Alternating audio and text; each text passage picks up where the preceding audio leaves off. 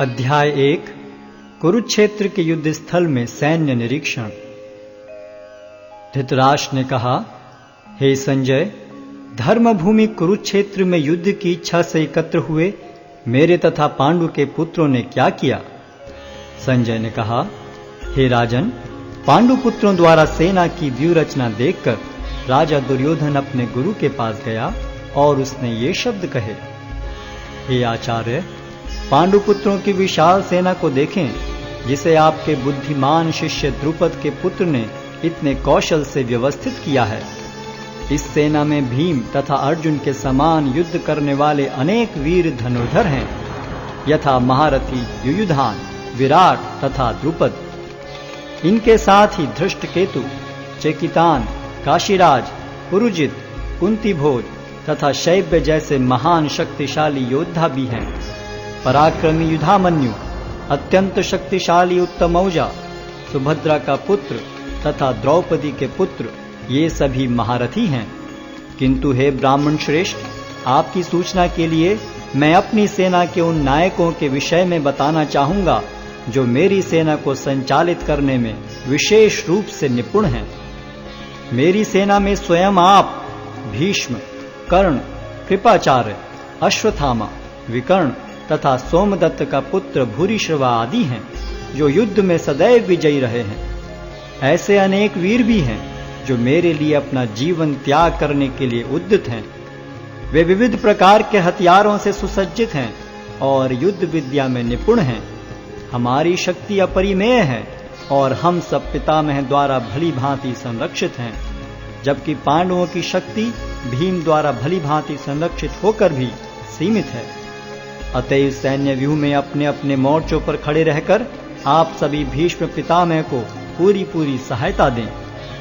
तब कुरुवंश के वयोवृद्ध परम प्रतापी एवं वृद्ध पितामह ने सिंह गर्जन किसी ध्वनि करने वाले अपने शंख को उच्च स्वर में बजाया, जिससे दुर्योधन को हर्ष हुआ।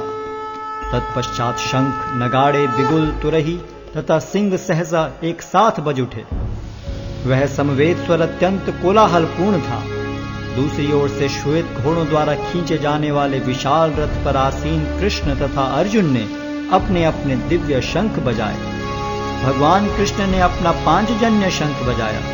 अर्जुन ने देवदत्त शंख तथा अति भौजी एवं अति मानवीय कार्य करने वाले भीम ने पौंड्र नामक भयंकर शंख बजाया। हे राजन, कुंती पुत्र राजा युधिष्ठिर ने अपना अनंत विजय नामक शंख बजाया तथा नकुल और सहदेव ने सुघोष एवं मणिपुष्पक शंख बजाए। महान धनुर्धर काशीराज, परम योद्धा शिखंडी, धृष्टद्युम्न, विराट, अजय सात्यकी, द्रुपद, द्रौपदी के पुत्र तथा सुभद्रा के महाबाहु पुत्र आदि सबों ने अपने अपने शंख बजाए। इन विभिन्न शंखों की ध्वनि कोलाहल पूर्ण बन गई, जो आकाश तथा पृथ्वी को शब्दायमान करती हुई धृतराष्ट्र के पुत्रों के हृदय को विदीर्ण करने लगी। उस समय हनुमान से अंकित ध्वजा लगे रथ पर आसीन पांडु पुत्र अर्जुन अपना धनुष उठाकर तीर चलाने के लिए उद्यत हुआ। हे राजन, धृतराष्ट्र के पुत्रों को व्यूह में खड़ा देखकर अर्जुन ने श्री कृष्ण से ये वचन कहे। अर्जुन ने कहा, हे अच्युत, कृपा करके मेरा रथ दोनों सेनाओं के बीच ले चलें, जिससे मैं यहाँ उपस्थित युद्ध की अभिलाषा रखने वालों को और शस्त्रों की इस महान परीक्षा में जिनसे मुझे संघर्ष करना है उन्हें देख सकूं। मुझे उन लोगों को देखने दीजिए जो यहाँ पर धृतराष्ट्र के दुर्बुद्धि पुत्र दुर्योधन को प्रसन्न करने की इच्छा से लड़ने के लिए आए हुए हैं। संजय ने कहा, हे भरतवंशी, अर्जुन द्वारा इस प्रकार संबोधित किए जाने पर भगवान कृष्ण ने दोनों दलों के बीच में उस उत्तम रथ को लाकर खड़ा कर दिया। भीष्म, द्रोण तथा विश्व भर के अन्य समस्त राजाओं के सामने भगवान ने कहा कि हे पार्थ, यहाँ पर एकत्र सारे कुरुओं को देखो। अर्जुन ने वहां पर दोनों पक्षों की सेनाओं के मध्य में अपने चाचा ताऊओं, पितामहों, गुरुओं, मामाओं, भाइयों, पुत्रों, पौत्रों, मित्रों, ससुरों और शुभ चिंतकों को भी देखा। जब कुंती पुत्र अर्जुन ने मित्रों तथा संबंधियों की इन विभिन्न श्रेणियों को देखा तो वह करुणा से अभिभूत हो गया और इस प्रकार बोला। अर्जुन ने कहा, हे कृष्ण, इस प्रकार युद्ध की इच्छा रखने वाले अपने मित्रों तथा संबंधियों को अपने समक्ष उपस्थित देखकर मेरे शरीर के अंग कांप रहे हैं और मेरा मुख सूखा जा रहा है। मेरा सारा शरीर कांप रहा है, मेरे रोंगटे खड़े हो रहे हैं, मेरा गांडीव धनुष मेरे हाथ से सरक रहा है और मेरी त्वचा जल रही है। मैं यहाँ अब और अधिक खड़ा रहने में असमर्थ हूँ। मैं अपने को भूल रहा हूँ और मेरा सिर चकरा रहा है। हे कृष्ण, मुझे तो केवल अमंगल के कारण दिख रहे हैं।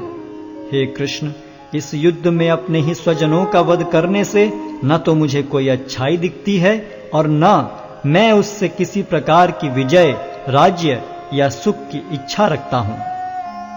हे गोविंद, हमें राज्य, सुख अथवा इस जीवन से क्या लाभ, क्योंकि जिन सारे लोगों के लिए हम उन्हें चाहते हैं वे ही इस युद्ध भूमि में खड़े हैं।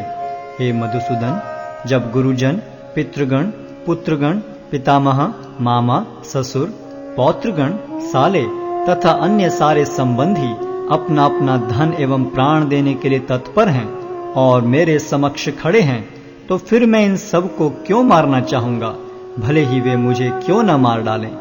हे जीवों के पालक, मैं इन सबों से लड़ने को तैयार नहीं, भले ही बदले में मुझे तीनों लोग क्यों न मिलते हों। इस पृथ्वी की तो बात ही छोड़ दें। भला धृतराष्ट्र के पुत्रों को मारकर हमें कौन सी प्रसन्नता मिलेगी। यदि हम ऐसे आतताइयों का वध करते हैं तो हम पर पाप चढ़ेगा। अतः यह उचित नहीं होगा कि हम धृतराष्ट्र के पुत्रों तथा उनके मित्रों का वध करें। हे लक्ष्मीपति कृष्ण, इससे हमें क्या लाभ होगा और अपने ही कुटुंबियों को मारकर हम किस प्रकार सुखी हो सकते हैं। हे जनार्दन, यद्यपि लोक से अभिभूत चित्त वाले ये लोग अपने परिवार को मारने या अपने मित्रों से द्रोह करने में कोई दोष नहीं देखते, किंतु हम लोग जो परिवार के विनष्ट करने में अपराध देख सकते हैं, ऐसे पाप कर्मों में क्यों प्रवृत्त हों। कुल का नाश होने पर सनातन कुल परंपरा नष्ट हो जाती है और इस तरह शेष कुल भी अधर्म में प्रवृत्त हो जाता है। हे कृष्ण, जब कुल में अधर्म प्रमुख हो जाता है तो कुल की स्त्रियां दूषित हो जाती हैं और स्त्रीत्व के पतन से हे वृष्णिवंशी अवांछित संतानें उत्पन्न होती हैं। अवांछित संतानों की वृद्धि से निश्चय ही परिवार के लिए तथा पारिवारिक परंपरा को विनष्ट करने वालों के लिए नारकीय जीवन उत्पन्न होता है। ऐसे पतित कुलों के पुरखे गिर जाते हैं, क्योंकि उन्हें जल तथा पिंडदान देने की क्रियाएं समाप्त हो जाती हैं। जो लोग कुल परंपरा को विनष्ट करते हैं और इस तरह अवांछित संतानों को जन्म देते हैं, उनके दुष्कर्मों से समस्त प्रकार की सामुदायिक योजनाएं तथा पारिवारिक कल्याण कार्य विनष्ट हो जाते हैं। हे प्रजापालक कृष्ण, मैंने गुरु परंपरा से सुना है कि जो लोग कुल धर्म का विनाश करते हैं वे सदैव नरक में वास करते हैं। ओहो, कितने आश्चर्य की बात है कि हम सब जघन्य पाप कर्म करने के लिए उद्यत हो रहे हैं। राज्य सुख भोगने की इच्छा से प्रेरित होकर हम अपने ही संबंधियों को मारने पर तुले हैं। यदि शस्त्रधारी धृतराष्ट्र के पुत्र मुझ निहत्थे तथा रणभूमि में प्रतिरोध न करने वाले को मारें तो यह मेरे लिए श्रेयस्कर होगा। संजय ने कहा, युद्ध भूमि में इस प्रकार कहकर अर्जुन ने अपना धनुष तथा बाण एक ओर रख दिया और शोक संतप्त चित्त से रथ के आसन पर बैठ गया।